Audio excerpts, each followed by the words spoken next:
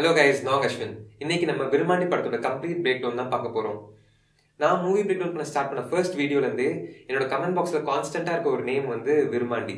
So இந்த சஜஷனை வந்து fulfil பண்ணணும் அப்படிங்கிறதுக்காக தான் இந்த வீடியோ. அண்ட் ஓகே, விருமாண்டி வந்து 2004 வந்த ஒரு action drama written and directed by Kamal Haasan sir.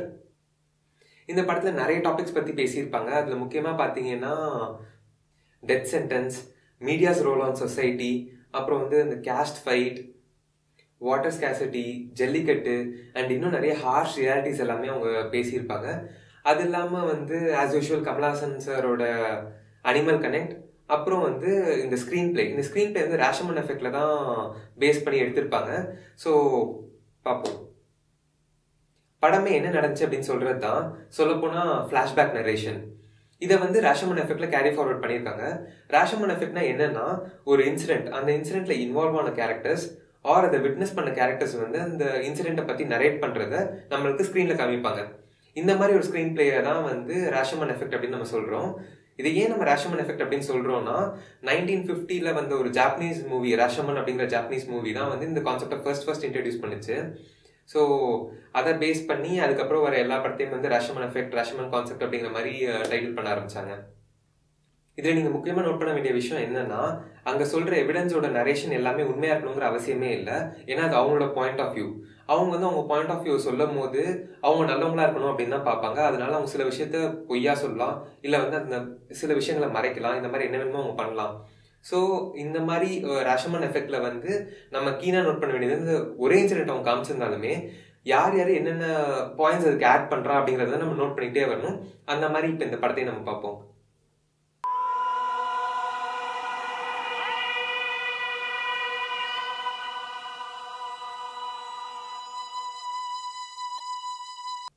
Kamal சாரோட மூவிஸ்ல பாத்தீங்கன்னா டைட்டில் கார்ட்லயே படத்தோட ஒரு ஷார்ட் கிளிம்ஸ் கொடுத்திருப்பாங்க. அந்த வகையில முக்கியமான படம் என்னென்ன அப்படின்னு பாத்தீங்கன்னா அன்பே சிவம், உத்தம வில்லன், தசாவதாரம், இந்த மாதிரி சொல்லிட்டே போகலாம். இப்ப விருமாண்டி பார்த்தோம்னா சிம்பிளா விருமாண்டி அப்படின்னு தான் வரும். பட் பேக்ரவுண்ட் பாத்தீங்கன்னா black and white and colour flaps வந்து இருக்க மாதிரி காமிச்சிருப்பாங்க. அண்ட் அதோட ஆஸ்பெக்ட் ரேஷியோ வந்து 1:1. பழைய காலத்து டிவியோட ஆஸ்பெக்ட் ரேஷியோ பாத்தீங்கன்னா 1:1 தான் இருக்கும். ஸோ இப்போ வந்து ஆடியன்ஸ் எல்லாருமே வந்து டிவி பார்க்குறாங்க அப்படிங்கிற ஒரு மோடுக்கு செட் பண்ணுறாரு. அண்ட் டிஃபால்ட் கலர் பேனலில் தான் வந்து கேஸ்ட் அண்ட் க்ரூவோட நேம்ஸ் எல்லாமே வந்து வர மாதிரி காமிச்சிருப்பாங்க. ஸோ இப்போ நம்ம டிவி ப்ரோக்ராம் பார்க்குறோம். அதோட ஹோஸ்ட் வந்து டாக்டர் ஏஞ்சலா காட்டமுத்துங்கிறவங்க. இந்த ப்ரோக்ராம் எதை பற்றி அப்படின்னா, டெத் சென்டென்ஸ் இருக்கக்கூடாது அப்படிங்கிறத பற்றி. இனிஷியலாக நம்ம காமிக்கிறது வந்து ஒரு ஜட்ஜ் வந்து இந்த டெத் சென்டென்ஸ் இருக்கக்கூடாது அப்படிங்கிறத பேசுகிற மாதிரி காமிச்சிருப்பாங்க. அதுக்கப்புறம் ஜெயிலில் போய் இந்த டெத் சென்டென்ஸ், தூக்கு தண்டனை கைதி கிட்டலாம் வந்து அவங்க இன்டர்வியூ எடுக்கிற மாதிரி காமிச்சிருப்பாங்க. அதில் வர ஒரு கேஸ் தான் வந்து இந்த படம். ஸோ விருமாண்டி கேஸ் அப்படிங்கிறது தான் இந்த கேஸ். இதில் வந்து 2 முக்கியமான கேரக்டர்ஸ் இன்வால்வ் ஆயிருப்பாங்க. அவங்களோட இன்டர்வியூவை தான் நம்ம வந்து ரேஷமன் எஃபெக்டா இந்த டிவி ப்ரோக்ராம்ல நம்ம பார்க்க போறோம். ஸோ அந்த கேஸை பத்தி அவங்க இன்டர்வியூ எடுக்கும் போது அங்க அந்த கேரக்டர்ஸ் வந்து ஜஸ்ட் அவங்க உட்காந்து அதை சொல்லிட்டு தான் இருப்பாங்க. பட் நம்மளுக்கு வந்து விஷுவலா காமிச்சிருப்பாங்க. ஸோ இது எப்படி இருக்குன்னா, அவங்க உட்காந்து டிவியில நரேட் பண்றதை நம்ம விஷுவலா இமேஜின் பண்ணி பாக்குற மாதிரி இந்த படமே ஃபுல்லா செட் பண்ணியிருக்காங்க. அண்ட் கிளைமேக்ஸ் போர்ஷன்ஸ்ல வந்து திருப்பி ரியாலிட்டி வந்துடும். அப்போ வந்து 16:9 ஃப்ரேமுக்கு போயிடுவாங்க. ஃபிளாஷ்பேக் போர்ஷன்ல இது நம்ம இமேஜின் பண்ணி பாக்குறது எல்லாமே வந்து 16:9 ஃப்ரேம்ல தான் இருக்கும். டிவி ப்ரோக்ராம்ஸ் இந்த ரெக்கார்டிங்ஸ் எல்லாமே காமிக்கும் போது 1:1 ஃப்ரேம்ல இருக்கும். ஓகே, இப்போ வந்து ஏஞ்சலா காட்டமுத்து வந்து இன்டர்வியூ எடுக்கிறதுக்காக ஜெயிலுக்கு போறாங்க. அப்ப கேமரா ரெக்கார்ட் ஆயிருக்க சீன் பாத்தீங்கன்னா, ஒரு இடத்துல வந்து போலீஸ் வந்து மரத்து பின்னாடி போய் ஒளியிற மாதிரி காமிச்சிருப்பாங்க. ஆக்சுவலா போலீஸ் ஒளிய வேண்டிய அவசியமே கிடையாது. ஏன் ஒளியணும்? ஏதாச்சும் பயம் இருந்தா தான் ஒளியணும். எப்ப பயம் வரும்? தப்பு பண்ணியிருந்தா தான் பயம் வரும். ஸோ அவங்க வந்து ஏதோ தப்பு நடக்குது அப்படிங்கறத இண்டிகேட் பண்றாங்க. இதை வேற மாதிரி பார்க்கணும்னா, நம்ம போலீஸை வந்து சட்டம் அப்படின்னு எடுத்துக்கிட்டோம்னா, சட்டம் தப்பு பண்ணியிருக்கு, இல்ல வந்து சட்டம் சரியில்லை அப்படிங்கிற மாதிரி நம்ம எடுத்துக்கலாம். மனிதர்களைப் போலவே சட்டமும் பல தவறுகளை செய்திருக்கிறது. இப்போ அந்த விருமாண்டி கேஸோட இன்டர்வியூ. விருமாண்டி கேஸ்ல பாத்தீங்கன்னா வந்து 2 முக்கியமான கேரக்டர்ஸ். ஒன்னு வந்து கொத்தாளன், இன்னொன்னு வந்து விருமாண்டி. கொத்தாளனுக்கு வந்து ஆயுள் தண்டனை கிடைச்சிருக்கும், லைஃப் இம்ப்ரிசன்மெண்ட். விருமாண்டிக்கு வந்து டெத் சென்டென்ஸ், அதாவது தூக்கு தண்டனை கிடைச்சிருக்கும்.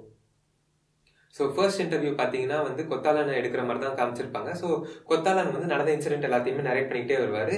இது வந்து அவரோட பாயிண்ட் ஆஃப் வியூவில் இருக்கும். ஸோ இப்போ பார்த்தீங்கன்னா இந்த ஸ்டோரியில் வந்து கொத்தாளன் நல்லவனாகவும் விருமாண்டி கெட்டவனாகவும் தெரியுமா. அண்ட் நெக்ஸ்ட் வந்து விருமாண்டி இன்டர்வியூ எடுக்கும் போது அவன் சொல்கிற ஸ்டோரியில் பார்த்தீங்கன்னா விருமாண்டி நல்லவனாகவும் கொத்தாளன் கெட்டவனாகவும் தெரியுமா. ஸோ இதில் வந்து யாரோட ஸ்டோரி வேணாலும் உண்மையாக இருக்கலாம். பட் அந்த ஸ்டோரி டிபெண்ட் பண்ணி தான் யார் நல்லவங்க யார் கெட்டவங்க அப்படின்னு டிசைடே பண்ண முடியும். அப்போ அந்த ஸ்டோரி வந்து எது கரெக்டான ஸ்டோரி அப்படின்னு டிசைட் பண்றதுக்கு வந்து நமக்கு சில எவிடன்ஸ் எல்லாம் தேவை. அப்படி பார்க்கும்போது விருமாண்டியோட ஸ்டோரி வந்து நமக்கு ரொம்பவே கன்வின்சிங்கா இருக்கிறதுக்கான காரணம் பார்த்தீங்கன்னா அதுல நிறைய எமோஷனல் கனெக்ட் நம்மளுக்கு இருக்கு. ஸோ அந்த லவ் போர்ஷனா இருக்கட்டும், அந்த டீடைல் டிஸ்கிரிப்ஷன் அந்த மாதிரி இருக்கிறதுனால வந்து நம்மளுக்கு விருமாண்டியோட ஸ்டோரி வந்து ரொம்பவே கன்வின்சிங்கா இருக்கு. பட் அது உண்மையா இருக்கணுங்கிற அவசியமே இல்லை. அது உண்மை அப்படிங்கிறது ப்ரூஃப், அந்த எவிடன்ஸ் வந்து நமக்கு எங்க கிடைக்குது அப்படின்னா, பேய்காமன் வந்து ஒரு இடத்துல வந்து அதை அவன் வாயாலே சொல்லிடுவான். அதை வந்து வீடியோ கிளிப்பா ரெக்கார்ட் பண்ணிடுவான் இந்த கேமராமேன். ஸோ இதுதான் நம்மளுக்கு இருக்க ஒரே எவிடன்ஸ் தட் விருமாண்டியோட ஸ்டோரி தான் is very close to reality அப்படிங்கிறதுக்கு. ஸோ இந்த எவிடன்ஸ் வச்சுதான் நம்ம வந்து விருமாண்டியோட ஸ்டோரி தான் உண்மையா இருக்கும் அப்படின்னு நம்பி சப்போர்ட் பண்றோம். இப்போ நம்ம படத்தோட சீக்வன்ஸ் படியே போவோம். ஃபர்ஸ்ட் வந்து அந்த ஃபிளாஷ்பேக் போர்ஷன் பார்த்துலாம். ஸோ அந்த ஃபிளாஷ்பேக் போர்ஷன்ல விருமாண்டியோட நெத்தியில் இருக்க பட்டையை நோட் பண்ணிக்கோங்க. இது ஏன் நான் நோட் பண்ண சொல்றேன் அப்படிங்கிறது உங்களுக்கு கடைசியா புரியும். இன்ட்ரோடக்ஷன் வந்து ஜல்லிக்கட்டு வச்சு தான் ஆரம்பிப்பாங்க. ஸோ அந்த ஜல்லிக்கட்டு பார்த்தீங்கன்னா ரொம்பவே ரியலிஸ்டிக்கா இருக்கணுங்கிறதுக்காக வந்து உண்மையான ஜல்லிக்கட்டுக்கால உண்மையான மாடு பிடிக்கிறவங்க இவங்க எல்லாருமே கொண்டு வந்து அந்த ஷூட்டிங் கண்டக்ட் பண்ணியிருப்பாங்க. அண்ட் இன்னொரு ஒரு இன்ட்ரெஸ்டிங்கான ஃபேக்ட் பார்த்தீங்கன்னா, இந்த படம் வந்து லைவ் ரெக்கார்டிங்ல தான் நடந்திருக்கும். ஸோ ஷூட் பண்ணும்போது லைவ் ரெக்கார்டிங் எவ்வளோ கஷ்டம் அப்படிங்கிறது வந்து ஆல்ரெடி ஷூட் பண்ணவங்க இல்லை இந்த மாதிரி யூடியூப் வீடியோ ஷூட் பண்ணுறவங்களுக்கு நல்லாவே தெரியும். பிகாஸ் அந்த சரௌண்டிங்ஸ் வந்து அந்த ஷூட்டுக்கு வந்து ரொம்பவே என்ன சொல்றது சப்போர்ட்டிங்காக இருக்கணும். பட் இந்த மாதிரி ஒரு மேசிவ் செட் ஆஃப் ஆடியன்ஸை வச்சுட்டு இந்த மாதிரி ஒரு ரிசல்ட் பண்ணுறது வந்து really it's huge task. Especially அந்த பஞ்சாயத்து சீன் எல்லாம் இருக்குல்ல, அங்கெல்லாம் வந்து there will be huge crowd. ஆனால் அந்த க்ரௌட் எல்லாம் வந்து there will be very calm. அந்த படம் ஷூட்டிங் போற மாதிரி லைவ் ரெக்கார்டிங் வந்து அவ்வளோ நேச்சுரலாகவும் நீட்டாகவும் எடுக்கிறதுக்கு வந்து அந்த க்ரௌட் அவ்வளோ சப்போர்ட்டிவா இருந்திருக்காங்க. அண்ட் அந்த டீமும் அங்க இருந்த க்ரௌடு அவ்வளோ அழகா மேனேஜ் பண்ணியிருக்கு. படத்துல வர இன்னொரு முக்கியமான கேரக்டர் யாரு அப்படின்னு பாத்தீங்கன்னா நல்லப்பன். அவன் யாரு அப்படிங்கறத அவன் பேர்லயே சொல்லிட்டாங்க. அண்ட் இந்த படத்தோட வெரி பிகினிங் பாயிண்ட், அந்த கிளாஷ்லாம் வெரி பிகினிங் பாயிண்டா இருக்கிறது வந்து விருமாண்டியோட அப்பத்தாவோட நிலம். ஸோ அந்த நிலத்துல வந்து அதிகமான நிலத்தடி தண்ணி இருக்கு, ரொம்பவே கம்மியான ஆழத்துல தண்ணி வந்துடுது அப்படிங்கிற பாயிண்ட்டை வச்சுதான் இந்த ஸ்டோரியே ஸ்டார்ட் ஆகுது. ஸோ அந்த நிலம் எங்க இருக்கு அப்படின்னு பாத்தீங்கன்னா கொத்தாலன் ஊருக்கும் நல்லப்பன் ஊருக்கும் நடுவில் இருக்கு. இந்த மாதிரி நிறைய ஸ்டோரிஸ் எல்லாம் இருக்கும். ஸோ இங்கே தான் வந்து இந்த வாட்டர் ஸ்கேசிட்டி பற்றின ப்ராப்ளம், கேஸ்ட் ரிலேட்டட் ப்ராப்ளம்ஸ், அந்த ஃபைட்ஸ் எல்லாமே வந்து இங்கே வரும். இது நீங்கள் படம் பார்க்கும்போது உங்களுக்கே புரியும். ஸோ அந்த போர்ஷன்ஸ் எல்லாமே நம்ம ஸ்கிப் பண்ணிடலாம். ஸோ இது எல்லாத்தையும் சம்மரைஸ் பண்ணி கொத்தாலன் வந்து அந்த இன்டர்வியூவில் சொல்லிட்டு அவன் வெளில போவான். பட் வெளில போக முன்னாடி ஒரு டைலாக் சொல்லிட்டு போவான், அல்டிமேட் டைலாக். ஃபோட்டோ பிடிச்சா ஆயுது குறையும்பாங்க, எனக்கு தூக்கு குறைஞ்ச ஆயில இருக்கு, நல்லா ஃபோட்டோ பிடிக்க. ஸோ இந்த டைலாக் நீங்கள் ரிப்பீட்டடாக போட்டு பார்த்தீங்கன்னா அவன் என்ன சொல்ல வரான் அப்படின்னு உங்களுக்கு புரிஞ்சிருக்கும். அண்ட் கொத்தாலன் போயிட்டு விருமாண்டி வர கேப்ல வந்து பேய்காமன் வந்து ஏஞ்சலினாக்கிட்ட ஒரு கேள்வி கேட்பான். அது என்ன கேள்வி, ஏன் கேட்கறான் அப்படிங்கறது அந்த சீனை பார்த்தாலே தெரியும். மேடத்துக்கு தஞ்சாவூர்னு கேள்விப்பட்டேன், ப்ராப்பர் தேஞ்சூருங்களா? ப்ராப்பர்ல கீழ்வெண்மணி. அடுத்து விருமாண்டியோட இன்டர்வியூ. இங்க விருமாண்டியோட இன்டர்வியூல பாத்தீங்கன்னா அவனோட பாயிண்ட் ஆஃப் வியூல நடந்த அதே இன்சிடென்ட்ஸை திருப்பி நரேட் பண்ற மாதிரி தான் இருக்கும். இங்க பாயிண்ட் ஆஃப் வியூ அப்படிங்கிற வார்த்தை வந்து ரொம்ப சீரியஸா எடுத்துக்கிட்டு ஒர்க் பண்ணிருக்காங்க. பிகாஸ் நம்ம வந்து நடந்த இன்சிடென்ட் எல்லாத்தையுமே ஆல்ரெடி பார்த்துட்டோம். கொத்தாலனோட ஸ்டோரி நரேஷன் அப்பவே நம்ம எல்லா இன்சிடென்ட்டுமே நம்ம பார்த்துட்டோம். இங்க விருமாண்டியோட ஸ்டோரி நரேஷனே திருப்பி அதே சீன்ஸ் வரும்போது வேற கேமரா ஆங்கிள் தான் நம்ம காமிச்சிருப்பாங்க. ஸோ 2 டிஃப்ரெண்ட் கேமரா ஆங்கிள் வந்து ஒரே சீனை ஷூட் பண்ணி வேற வேற பாயிண்ட் ஆஃப் வியூ அப்படிங்கறத நம்ம கன்வே பண்றாங்க. ஸோ கொத்தாலனோட பாயிண்ட் ஆஃப் வியூல பாத்தீங்கன்னா வேற கேமரா ஆங்கிள் அந்த சீன் காமிச்சிருப்பாங்க. அதே இதை வந்து விருமாண்டியோட பாயிண்ட் ஆஃப் வியூல கதை போகும்போது வேற ஒரு கேமரா ஆங்கிள் காமிச்சிருப்பாங்க. ஸோ பாயிண்ட் ஆஃப் வியூங்கிற வார்த்தை வந்து அவ்வளோ சீரியஸா எடுத்து ஒர்க் பண்ணிருக்காங்க. அதுக்கான எக்ஸாம்பிள்ஸ் தான் இந்த சீன்ஸ். அடுத்து Kamal sir and animal connect. அன்பே சிவம்ல நாய், ஹேராம்ல யானை, உத்தம வில்லன்ல மீன், ஆலவந்தான்ல பாம்பு, அண்ட் இங்க விருமாண்டியில வந்து காளமாடு. இந்த காளமாட்டோட ரெஃபரன்ஸ் வந்து ரொம்பவே டைரக்டா பண்ணிருப்பாங்க நிறைய இடத்துல. இன்ஃபேக்ட் டயலாக்ஸ்லயே நிறைய இடத்துல மென்ஷன் பண்ணிட்டே இருந்திருப்பாங்க ரிப்பீட்டடா. பிறகு என்ன அப்பத்தான் தான் வளர்த்துச்சு, கோவில் கல்யாணம் வளர்த்துச்சு. நான் நடுவுல உட்காந்துக்கிறேன், பின்னால இந்த மாடு உட்காரு. ஒரு காலையும் கண்ணியும் தனியா இருந்தா தப்பா பேசுவாங்கடா. ஆமா ஆமா வாங்க போயிருவான். மாடு பிடிபட்டது. இன்னொரு இடத்துல பாத்தீங்கன்னா அன்னலட்சுமி வந்து விருமாண்டி வந்து கரையானுக்கு லக்கம் முளைச்சா பறந்தே செத்துருமா அப்படின்னு ஒரு இடத்துல ரெஃபர் பண்ணும்போது விருமாண்டி கொடுக்குற ரிப்ளை பாத்தீங்கன்னா ரக்கையோ கொம்போ அப்படிங்கிற மாதிரி திருப்பி வந்து அந்த மாட்டோட ரெஃபரன்ஸா எடுத்துட்டு வருவாரு. அது இல்லாம வந்து விஷுவலாவும் நிறைய இடத்துல ரிலேட் பண்ணியிருப்பாங்க. எங்க அப்படின்னு பாத்தீங்கன்னா அன்னலட்சுமி வந்து விருமாண்டி கிட்ட அட்வைஸ் பண்ணிட்டு இருப்பா. என்னன்னா, நீ வந்து இனிமே சண்டை போடக்கூடாது, போய் மன்னிப்பு கேட்டுரு அப்படின்லாம் சொல்லும் போது அன்னலட்சுமியோட ஆக்ஷன் பாத்தீங்கன்னா மாடை கட்டி போட்டுட்டு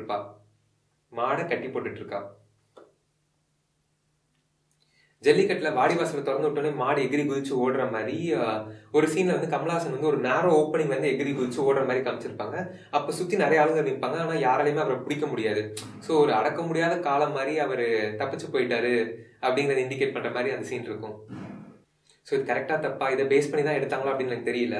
பட் விருமாண்டியோட அந்த எபிக் லுக் இருக்குல்ல, அந்த மீசை தாடி எல்லாம், இதை பார்க்கும் போது எனக்கு வந்து காலமாட்டோட அந்த மூக்கு கயிறு தான் ஞாபகம் வருது. ஸோ அது அதை பேஸ் பண்ணி பண்ணாலும் பண்ணிருக்கலாம், இல்லாமே இருக்கலாம். பட் எனக்கு பார்க்கும்போது இப்ப ரொம்ப ரிலேட் ஆகுற மாதிரி இருக்கு அந்த ஒரு ஸ்டைல்.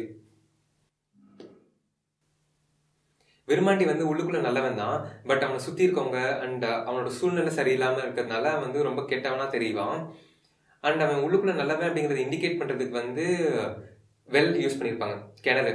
ஸோ கிணத்துக்குள்ள அவன் எப்பெல்லாம் இருக்கானோ அப்பெல்லாம் வந்து அவன் ரொம்ப உண்மையா இருக்கான் அப்படிங்கிறது அர்த்தம். ஸோ ஃபார் எக்ஸாம்பிள் இந்த சீன்ல பாத்தீங்கன்னா வந்து கிணத்துக்குள்ள வந்து ஒரு லேடியை காப்பாத்துவான். அப்புறம் லவ் பண்ற சீன்ஸ் மோஸ்ட்லி வந்து கிணத்துக்குள்ள இருக்க மாதிரி தான் காமிச்சிருப்பாங்க. ஸோ இங்க வந்து அவன் உண்மையா ரொம்ப ட்ரூவா நல்லவனா லவ் பண்றான் அப்படிங்கறது காமிக்கிறாங்க. அப்புறம் வந்து அவன் சொத்தெல்லாம் ஊருக்கு எழுதி வச்சுட்டேன் அப்படின்னு சொல்ற சீன் கூட வந்து கிணத்துக்குள்ள உட்காந்து சொல்ற மாதிரி தான் காமிச்சிருப்பாங்க. கிணத்துக்குள்ள இருக்கும்போது நல்லவனா இருந்தேல, வெளியே வந்து போய் சொல்றேன், உன்னை வெளியே விட்டதே தப்பு. அவனுக்குள்ள இருக்க நல்லவனை வந்து கிணத்துக்குள்ள இருக்கும்போது காமிக்கிறாங்க. வெளியில வரும்போது அவனை சுத்தி இருக்கவங்க வந்து அவனை நல்லவனா இருக்க விடுறது இல்ல. Knowledge factor. விருமாண்டி வந்து கொத்தாளன் வீட்டுக்கு போய் பேசிட்டு இருக்கும் போது ஒரு டைம் வந்து அங்க இருக்க ஒரு தேன் கூட கலைஞ்சு அந்த தேனியெல்லாம் வந்து எல்லாரையும் கொத்த ஆரம்பிச்சிடும். ஸோ இந்த மாதிரி சுச்சுவேஷன்ல வந்து இருக்க என்ன சொல்யூஷன் அப்படின்னு பாத்தீங்கன்னா, அங்க இருக்க தேன் கூட வந்து வேற இடத்துக்கு ஷிஃப்ட் பண்ணணும். பட் அங்க இருக்க தேனி அதெல்லாம் வந்து மேனேஜ் பண்றது வந்து ரொம்ப பெரிய கஷ்டம். அங்க இருக்க ஊர் மக்கள்லாம் என்ன பண்ணுவாங்க அப்படின்னா, அந்த தேன் கூட்டுல இருக்க தேனீக்கெல்லாம் வந்து ஒரு ராணி தேனி இருக்கும், அதாவது குவீன் பீ. இந்த குவீன் பீயை ஃபாலோ பண்ணி தான் வந்து மற்ற தேனி எல்லாம் இருக்கும். ஸோ அவங்க என்ன பண்ணுவாங்கன்னா, இந்த குவீன் பீயை வந்து வேற இடத்துக்கு லொக்கேட் பண்ணிடுவாங்க. அப்போ ஆட்டோமேட்டிக்கா அங்க இருக்க தேனி எல்லாம் அந்த குவீன் பீயை ஃபாலோ பண்ணி அடுத்த லொகேஷன் போயிடும். ஸோ இந்த நாலேஜ் ஃபேக்டர் தான் வந்து சண்டியரே பார்ட் வந்து விஷுவலா நம்மளுக்கு காமிச்சிருப்பாங்க. அப்ப கமல் என்ன பண்ணுவார்னா, அந்த தேன் கூட்டுல ஏறி அங்க இருக்க அந்த குவீன் பீயை பிடிச்சிருவாரு. பிடிச்சி அவரோட குவீன் கிட்ட காமிச்சிட்டு வேற இடத்துக்கு அவர் லொகேட் பண்ணுவாரு. ஸோ இந்த மாதிரி தான் அந்த விஷுவல்ஸ் இருக்கும் சண்டியரே பார்ட்ல. So knowledge factor. படம் வந்து ஸ்கிரிப்ட் வைஸ் பார்த்தீங்கன்னா ரொம்பவே ஸ்ட்ராங். அங்கே இருக்க கேரக்டர் எஸ்டாப்ளிஷ்மெண்ட், அவங்களோட பேக் ஸ்டோரி, இது எல்லாமே வந்து ரொம்ப பெர்ஃபெக்டாக இருக்கும். டாக்டர் ஏஞ்சலா காட்டமுத்துக்கு வந்து இருக்க ஒரு பேக் ஸ்டோரியா இருக்கட்டும், விருமாண்டி, நல்லப்பன், கொத்தாளன் இவங்களோட அப்பா வச்சு வர ஒரு பேக் ஸ்டோரி அந்த பஞ்சாயத்துல அட்ரஸ் பண்ணியிருப்பாங்க. ஸோ அந்த ஒரு பேக் ஸ்டோரி. அப்புறம் வந்து விருமாண்டி வந்து சிங்கப்பூர்ல இருந்து வந்திருக்கான் அப்படின்னு சொல்லிட்டே இருந்திருப்பாங்க. அதுக்கான ஒரு லைனையுமே கொடுத்துருப்பாங்க. சிங்கப்பூர்ல என் பையன் பண்ண குத்தத்தை இது ஏத்துக்கிட்டு சவுக்கடி பட்டு வேலையை விட்டு வந்து நிக்குது. சரி விடுங்க, அதான் விட்டுவிட்டனே. இந்த மாதிரி எல்லா கேரக்டர்ஸையுமே கம்ப்ளீட் பண்ணிடுறாங்க இந்த 3 hours டைம் ஸ்பேன்குள்ள. இந்த பேக் ஸ்டோரியை வந்து நம்ம வந்து ஒரு ஃபிளாஷ்பேக் போர்ஷனா எடுத்தா இந்த படமே வந்து ஒரு 6 hours லென்த்துக்கு எடுக்கலாம். பட் அந்த அளவு கண்டென்ட் வந்து இந்த 3 hours நம்மளுக்கு வந்து டெலிவர் பண்ணியிருக்காங்க. ஸ்கிரிப்ட் வைஸ் இவ்வளவு ஸ்ட்ராங்கா இருந்தும் கமல் சாரோட மற்ற படம் அளவுக்கு இதுல வந்து விஷுவல் டீடைல்ஸ் ஆட் பண்ணலையோ அப்படின்னு எனக்கு தோணுச்சு. ஸோ அதை பத்தி நான் பார்த்துட்டு இருக்கும் போது தான் ஒரு வீடியோல அவரே சொல்லியிருந்தாரு, எனக்கு ஒரே குழப்பம், பேசாம சினிமா எடுக்கிறது நிறுத்திட்டு நானும் இந்த கலாச்சாரத்தை காப்பாற்ற போயிடலாமான்னு இருக்கிறேன். இதுல எனக்கு டைரக்ஷன்ல சரியா கான்சென்ட்ரேட்டே பண்ண முடியல, இவரு கொடுத்த டென்ஷன்ல. கோட் சீன்ல பாத்தீங்கன்னா அவர் தூக்கு தண்டனை கிடைக்க போகுது அப்படிங்கறத வந்து முன்னாடியே இந்த ஷார்ட்டை ரிவீல் பண்ணியிருப்பாங்க. அவர் பின்னாடி இருக்கிறது பாத்தீங்கன்னா பகத்சிங்கோட போட்டோ. கிளைமேக்ஸ்ல வர அந்த ஜெயில் போர்ஷன் எல்லாமே பாத்தீங்கன்னா செட்டு போட்டு தான் எடுத்திருக்காங்க. பட் இதுல என்ன பியூட்டி அப்படின்னா, அந்த செட்டு வந்து கான்கிரீட்டால போட்டிருக்காங்க. ஸோ அந்த கான்கிரீட் செட்ல எடுத்தாதான் அந்த ஒரு நேச்சுரல் ஃபீல், ரியலிஸ்டிக் ஃபீல் இருக்கும் அப்படிங்கிறதுக்காக கான்கிரீட்ல செட்டு போட்டு அந்த கிளைமேக்ஸை ஷூட் பண்ணியிருக்காங்க. விருமாண்டியோட பட்டையை நான் ஸ்டார்டிங்ல நோட் பண்ண சொல்லியிருந்தேன்ல. ஸோ ஃபிளாஷ்பேக்ல கொத்தாளன் கூட இருக்கும்போது அவனோட பட்டை இப்படி இருக்கு. அண்ட் ஜெயில் சீக்வன்ஸ்ல பாத்தீங்கன்னா அவனோட பட்டை வந்து இப்படி மாறி இருக்கு. இந்த மாதிரி பட்டையை நம்ம வேற எங்கேயாச்சும் பார்த்துருக்கோமா? நல்லப்பன். ஆமா, இப்ப அவன் ஜெயில இருக்கும்போது அவனுக்கு அங்க நடந்த எல்லா உண்மையுமே தெரிஞ்சிருக்கும். அண்ட் கடைசியா பாத்தீங்கன்னா அவனை காப்பாத்துறது வந்து நல்லப்பனா தான் இருப்பான். ஸோ இப்போ வந்து அவன் கொத்தாளன் சைட்ல இருந்து நல்லப்பன் சைடு வந்துட்டான் அப்படிங்கறது வந்து பட்டையை வச்சு இண்டிகேட் பண்ணிருக்காங்க. ஸோ இதான் விரும்மாண்டி படத்தோட கம்ப்ளீட் பிரேக் டவுன். வேற ஏதாச்சும் படத்துக்கு பிரேக் டவுன் பண்ணணும் அப்படின்னு நினைச்சீங்கன்னா கமெண்ட் செக்ஷன்ல சொல்லுங்க. இந்த மாதிரி இன்ட்ரெஸ்டிங்கான வீடியோஸ் பார்க்கணும்னா மறக்காம சேனல் சப்ஸ்கிரைப் பண்ணிருங்க. See you.